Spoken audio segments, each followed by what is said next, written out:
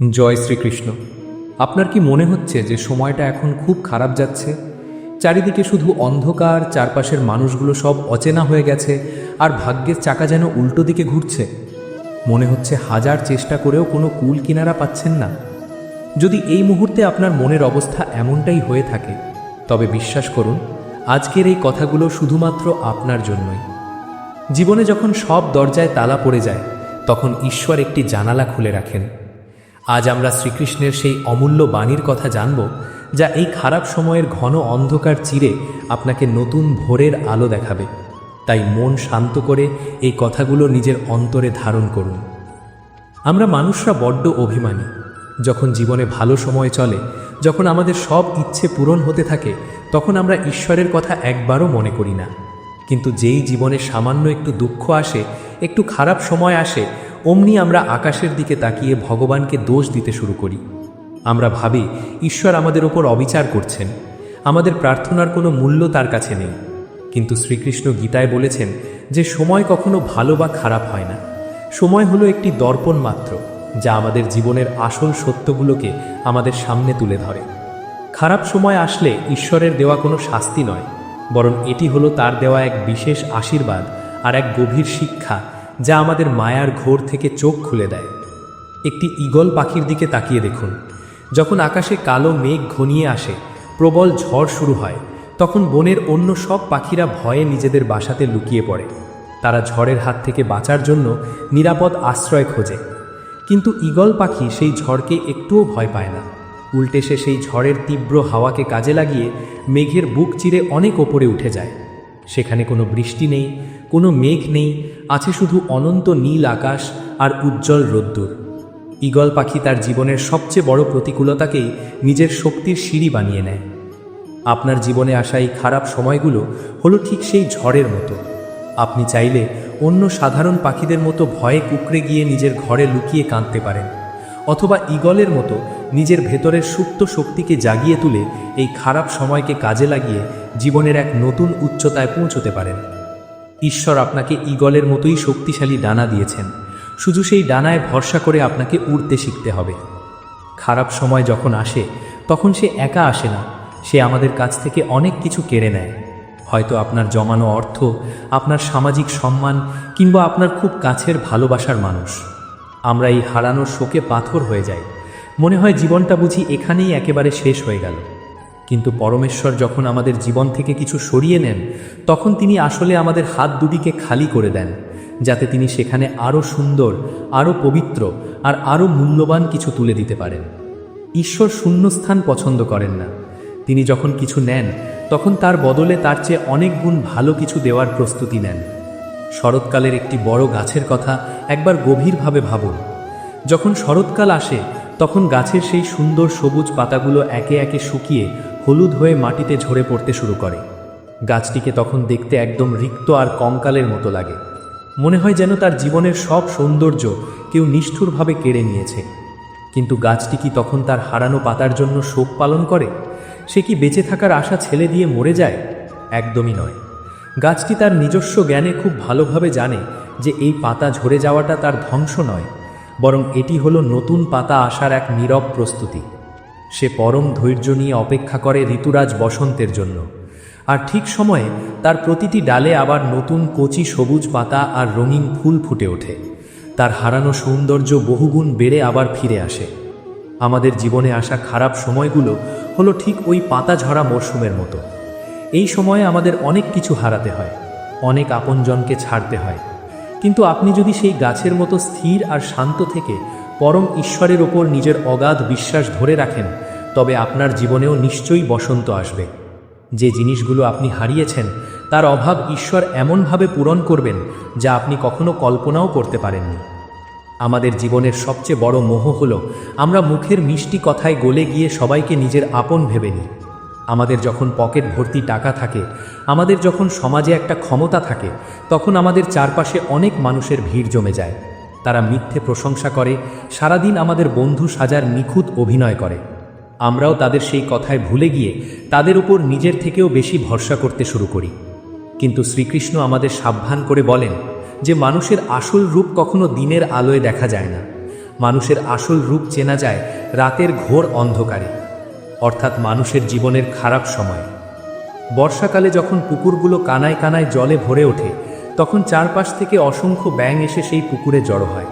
তারা সারা রাত জোরে জোরে ডাকতে থাকে, এমন একটা পরিবেশ তৈরি করে মনে হয় যেন সেই পুকুরের সাথে তাদের কত জন্ম জন্মান্তরের গভীর সম্পর্ক। কিন্তু যেই গ্রীষ্মকাল আসে, রোদের তেজে পুকুরের জল শুকাতে শুরু করে, অমনি সেই ব্যাঙগুলো এক এক করে অন্য জলাশয়ের খোঁজে সেই পুকুর ছেড়ে পালাতে থাকে।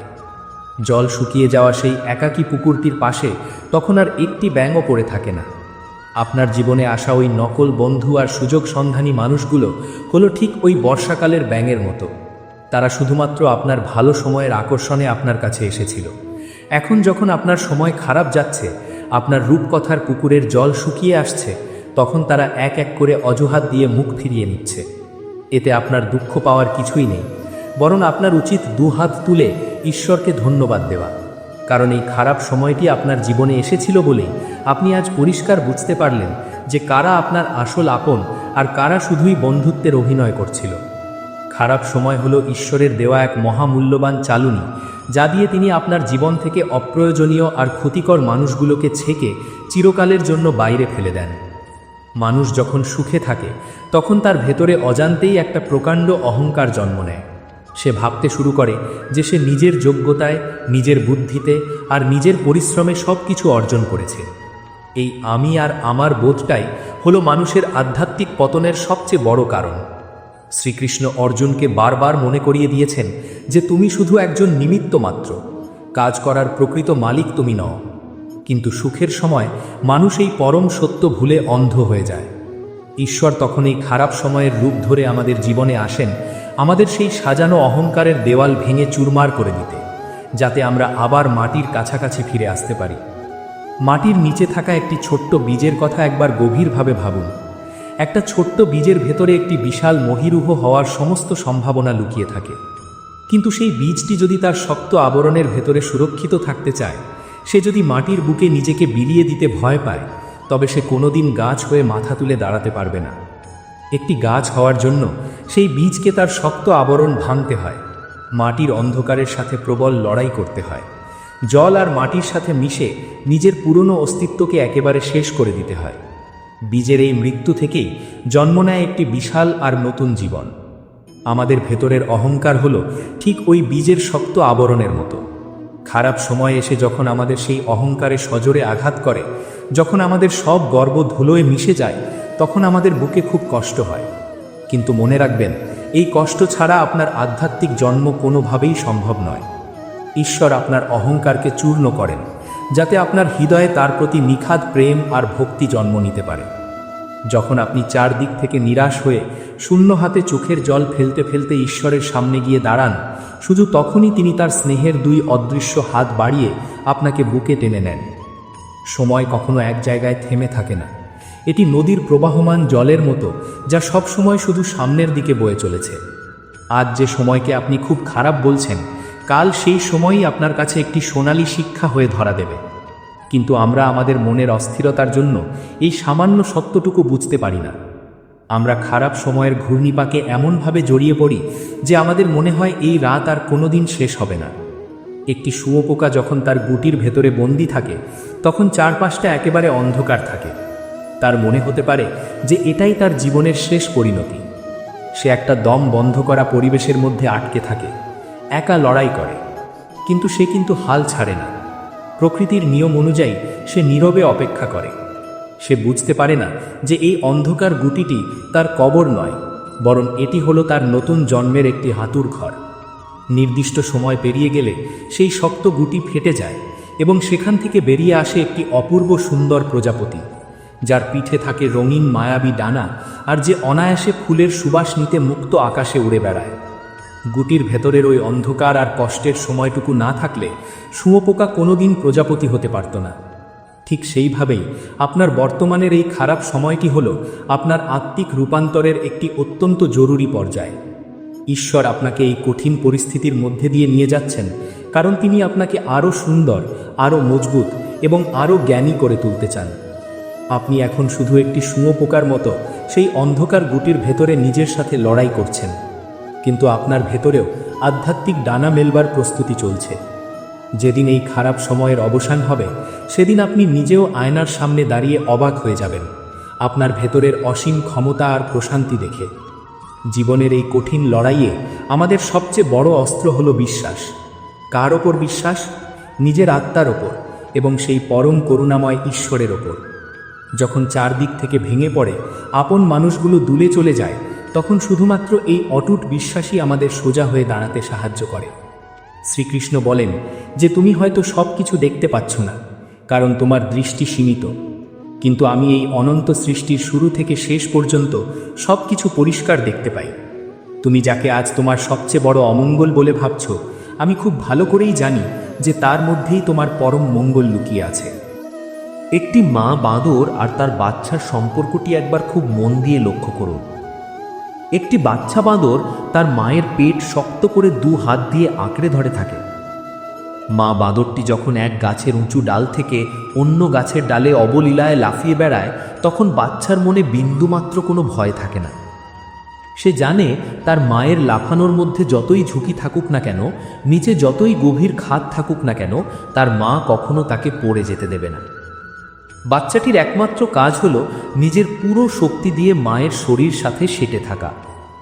আমাদেরও পরম ঈশ্বরের সাথে ঠিক এমনটাই সম্পর্ক হওয়া উচিত।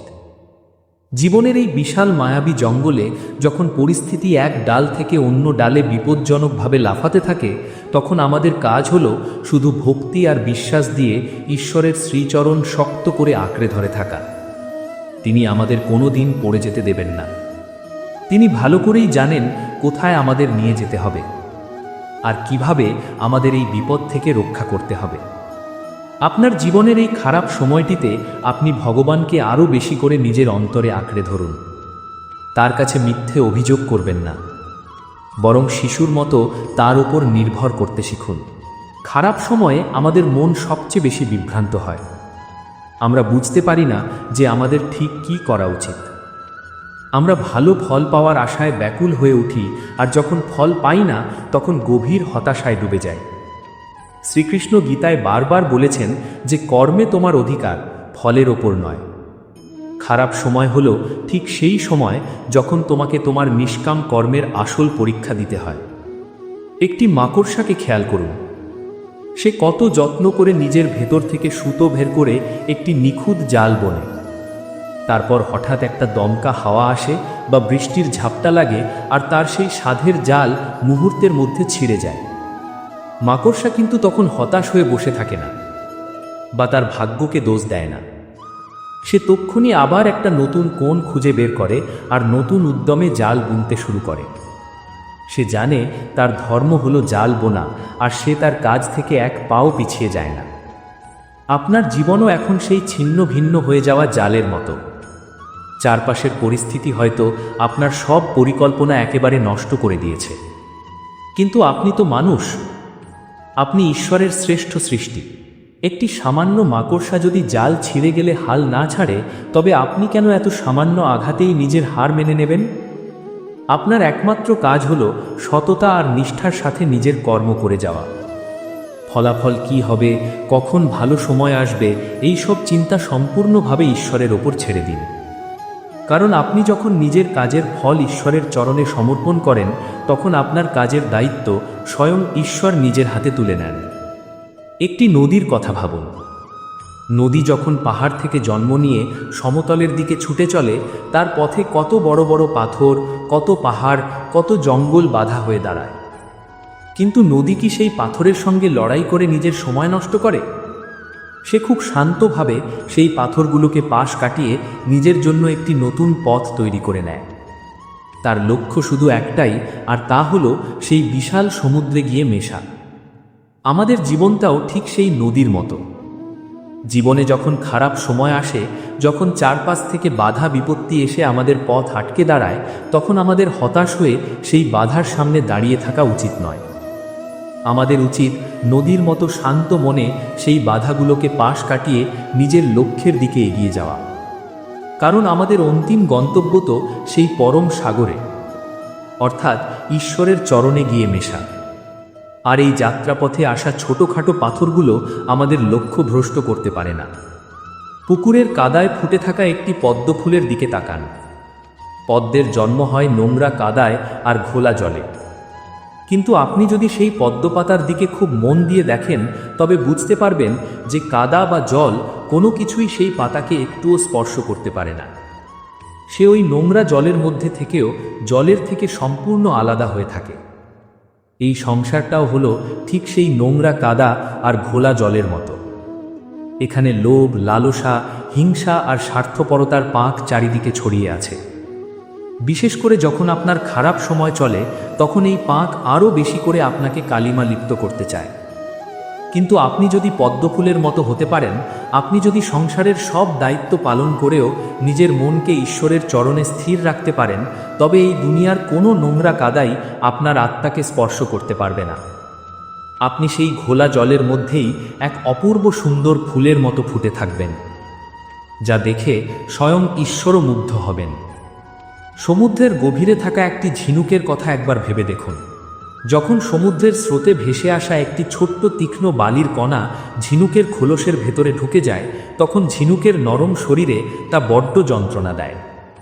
সেই বালির কণাটি তাকে দিন-রাত বিদ্ধ করতে থাকে। কিন্তু ঝিনুকটি সেই কষ্ট থেকে বাঁচার জন্য নিজের জীবন শেষ করে দেয় না, বা বালির কণাটিকে অভিশাপ দেয় না। সে খুব শান্তভাবে নিজের ভেতর থেকে এক বিশেষ ধরনের রস ক্ষরণ করতে শুরু করে এবং সেই যন্ত্রণাদায়ক বালির কণাটির চারপাশে ঘিরে প্রলেপ দিতে শুরু করে। দিনের পর দিন, মাসের পর মাস এই প্রক্রিয়া চলতে থাকে, আর একসময় সেই যন্ত্রণার কারণ বালির কণাটি একটি মূল্যবান এবং অপূর্ব সুন্দর মুক্তায় পরিণত হয়। আমাদের জীবনে আসা খারাপ সময়, দুঃখ, অপমান বা বিশ্বাসঘাতকতাগুলো হলো ঠিক ওই তীক্ষ্ণ বালির কণার মতো। এগুলো যখন প্রথম আসে, তখন আমাদের হৃদয়কে ক্ষতবিক্ষত করে দেয়, ভীষণ যন্ত্রণা দেয়।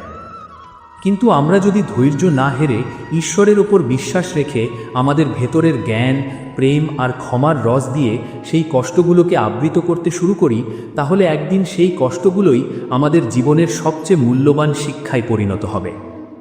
আমাদের চরিত্র হয়ে উঠবে সেই সুন্দর মুক্তার মতো উজ্জ্বল আর দামি, যা মানুষের নজর কাড়বে আর ঈশ্বরকে খুশি করবে। বনের সেই কস্তুরী মৃগের কথা কি আপনি জানেন?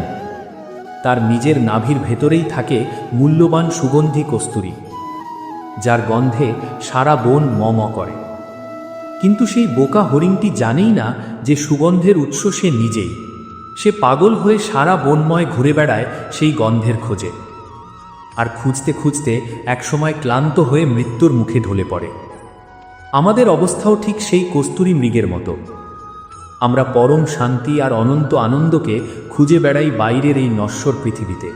কখনো ভাবি প্রচুর ধন সম্পদ পেলে শান্তি পাব, কখনো ভাবি মানুষের ভালোবাসা পেলে শান্তি পাব।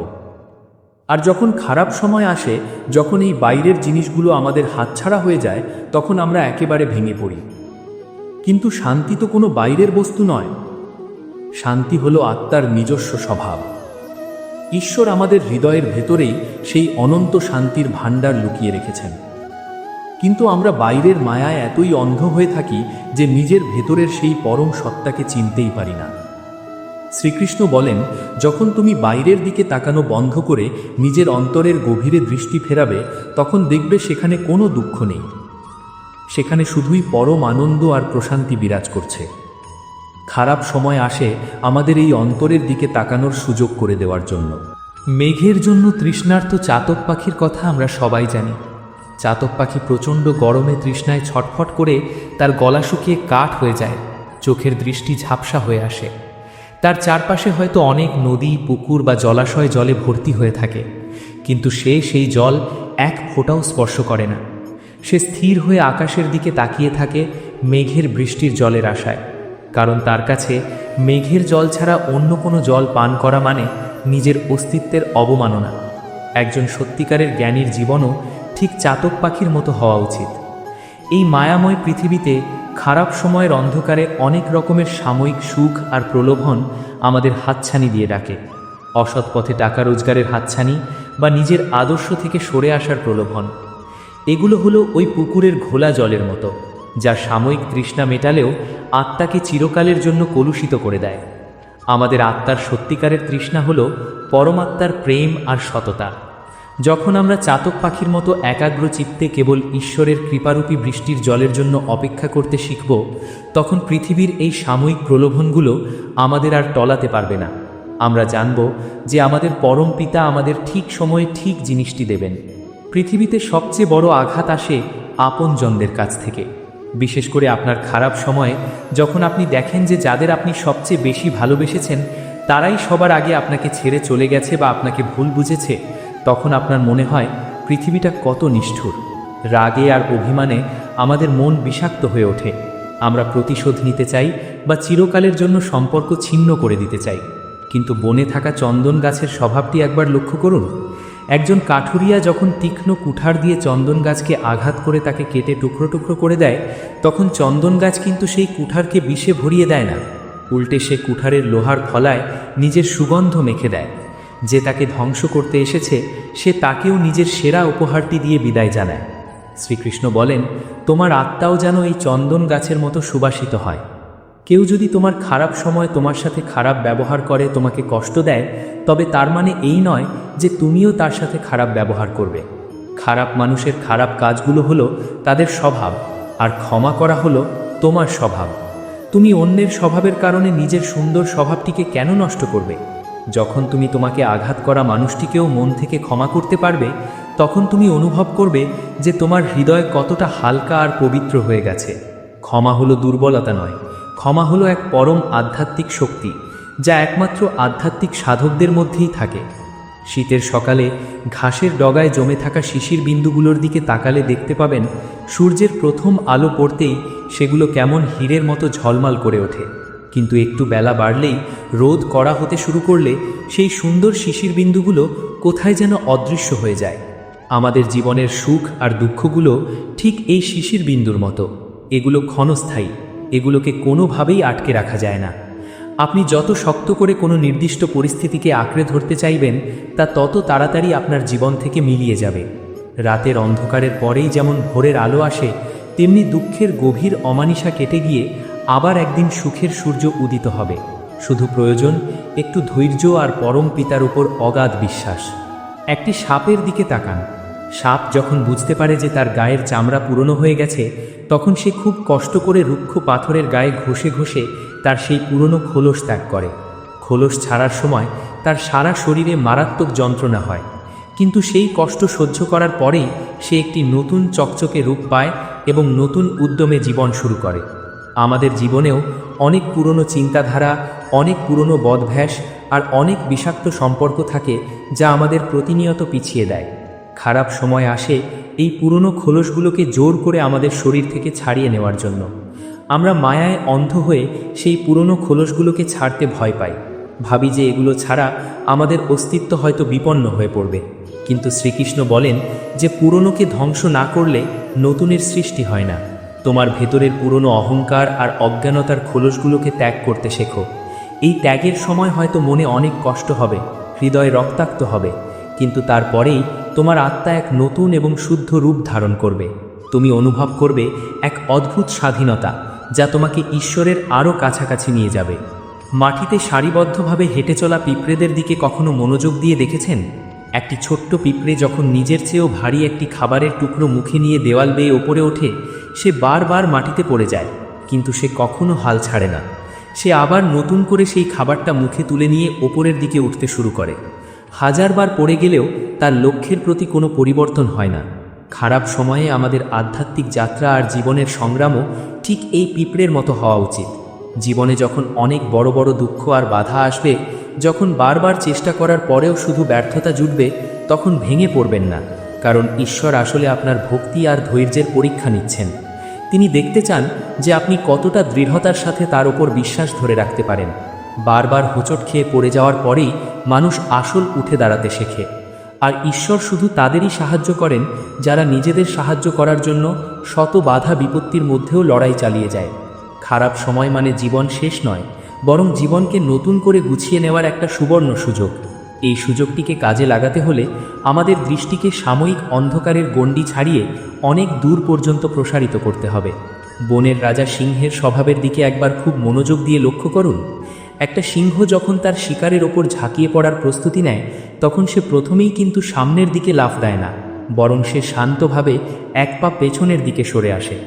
তার এই পেছনে আসা দেখে যদি কেউ মনে করে যে সিংহটি ভয় পেয়ে গেছে বা সে দুর্বল হয়ে পড়েছে, তাহলে সেটা হবে তার সবচেয়ে বড় ভুল।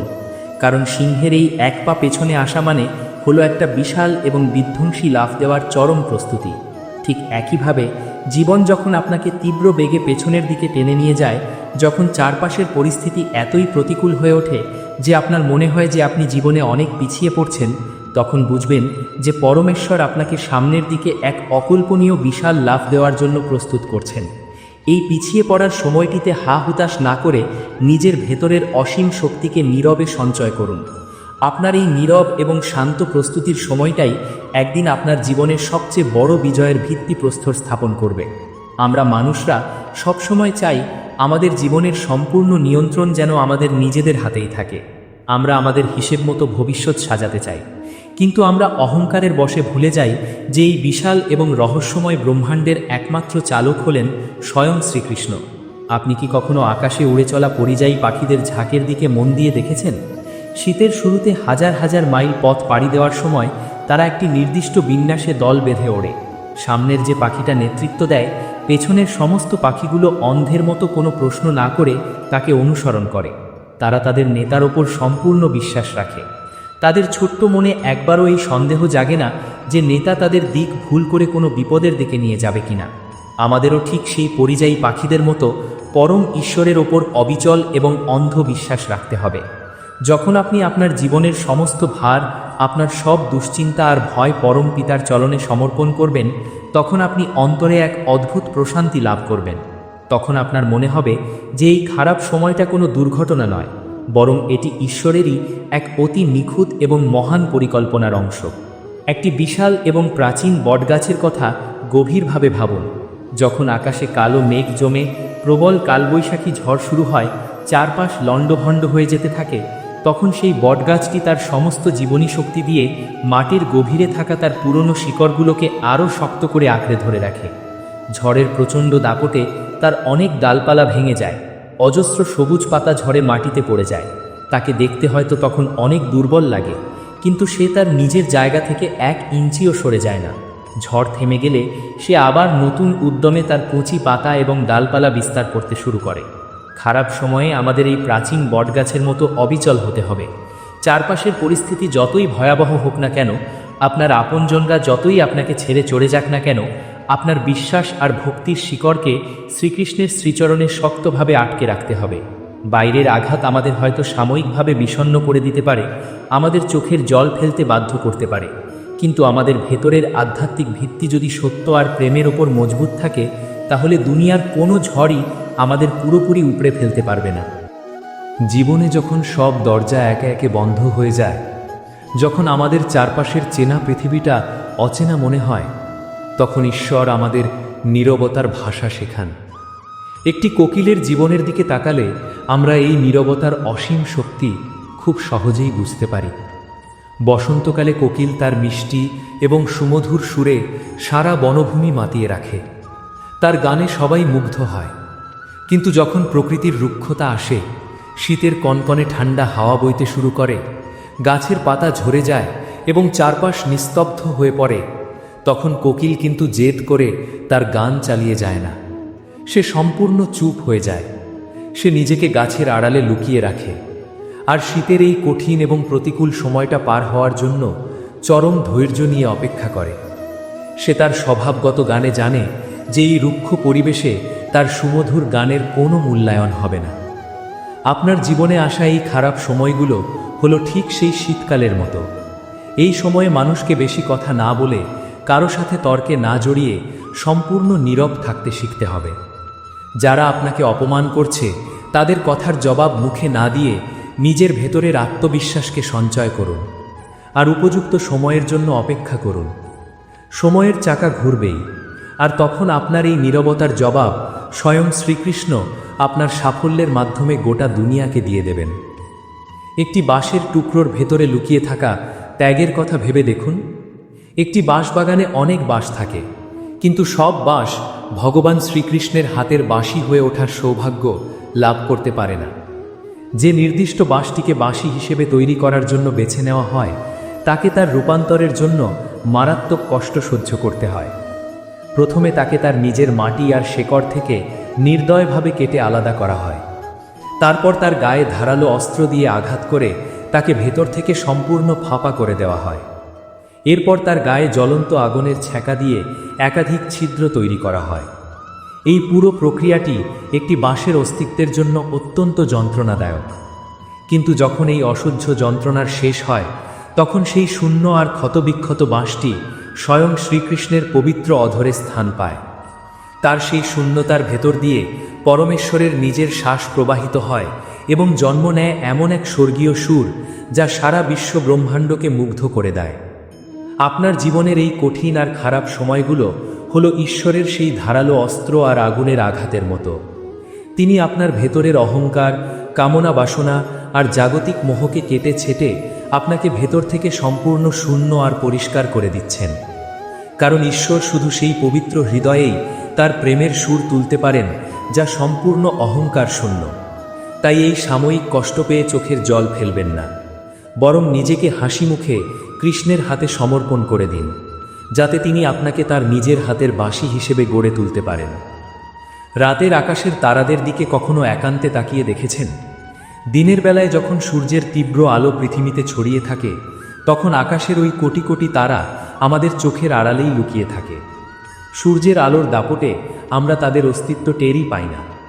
কিন্তু সূর্য যখন ধীরে ধীরে অস্ত যায়, চারিদিকে যখন ঘুটঘুটে অন্ধকার নেমে আসে, ঠিক তখনই ওই অগণিত তারারা নিজেদের সম্পূর্ণ সৌন্দর্য আর তীব্রতা নিয়ে আকাশে জ্বলে ওঠে। রাতের অন্ধকার যত বেশি গাঢ় হয়, তারাদের আলো যেন তত বেশি উজ্জ্বল আর মোহময় বলে মনে হয়। আপনার জীবনের সুখের দিনগুলো হলো ওই দিনের আলোর মতো, যা আপনার ভেতরের আসল গুণগুলোকে, আপনার প্রকৃত ক্ষমতাকে অনেক সময় ঢেকে রাখে। আর জীবনের খারাপ সময় হলো রাতের সেই গাঢ় অন্ধকার। এই অন্ধকার আপনার জীবনে আসে আপনার ভেতরে লুকিয়ে থাকা তারাগুলোকে, আপনার অসীম ধৈর্যকে আর আপনার প্রকৃত আত্মবিশ্বাসকে উজ্জ্বলভাবে ফুটিয়ে তোলার জন্য। জীবনের এই সাময়িক অন্ধকারকে ভয় পাবেন না, কারণ অন্ধকার না থাকলে আপনি কখনো আপনার ভেতরের সেই আধ্যাত্মিক আলোর সন্ধান পেতেন না, যা আপনাকে ভগবানের পথ দেখাবে। মাটিতে গর্ত খুঁড়ে একসঙ্গে বসবাস করা পিঁপড়েদের দিকে আবার একবার নজর দিন। প্রবল বর্ষায় অনেক সময় তাদের সেই অনেক দিন ধরে যত্ন করে বানানো মাটির বাড়ি বন্যার জলে সম্পূর্ণ ভেসে যায়। তাদের তিল তিল করে জমানো খাবার নিমেষের মধ্যে নষ্ট হয়ে যায়। কিন্তু তারা কি তখন এক জায়গায় বসে কান্নাকাটি করে? তারা কি তাদের দুর্ভাগ্যের জন্য ঈশ্বরের কাছে বিচার চাইতে যায়? একদম নয়।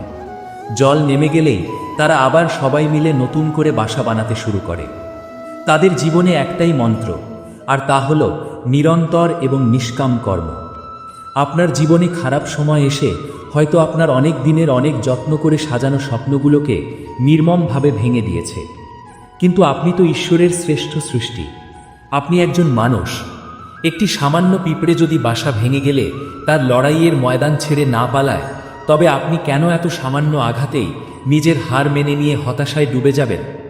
ঈশ্বরের পবিত্র নাম নিয়ে আবার নতুন উদ্যমে শুরু করুন। অতীতের সমস্ত শোক আর অপ্রাপ্তি ভুলে গিয়ে ভবিষ্যতের দিকে নির্ভয়ে এগিয়ে যান। এই জগৎ সংসারে গাছের একটি পাতাও ঈশ্বরের ইচ্ছা ছাড়া নড়ে না। আপনার জীবনে যে মানুষটি খারাপ সময়ে আপনার সাথে সবচেয়ে বড় বিশ্বাসঘাতকতা করেছে বা আপনাকে সবচেয়ে বেশি মানসিক কষ্ট দিয়েছে, সেও আসলে ঈশ্বরেরই পাঠানো একজন গোপন দূত। সে আপনাকে বাস্তবতার এক চরম শিক্ষা দিতে এসেছে যে এই পৃথিবীতে রক্তমাংসের মানুষের ওপর অতিরিক্ত নির্ভর করা কতটা বোকামি।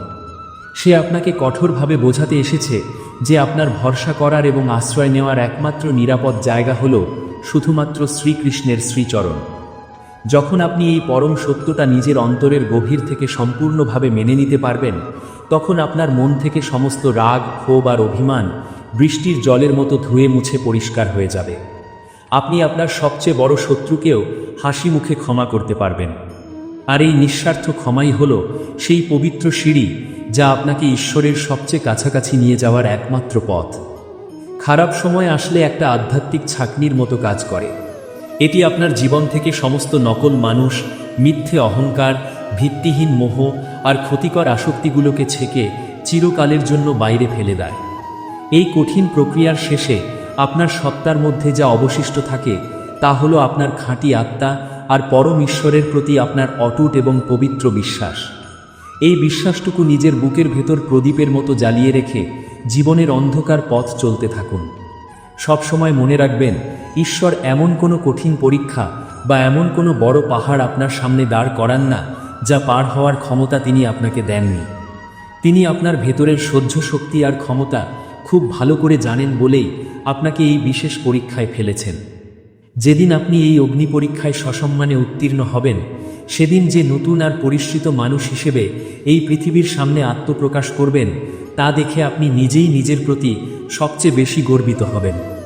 আমরা একান্তভাবে আশা করি পরম ঈশ্বর শ্রীকৃষ্ণের এই অমৃত বাণী আপনার মনের সমস্ত জমানো অন্ধকার দূর করে সেখানে আশা এবং শান্তির এক নতুন আলো প্রজ্বলিত করেছে।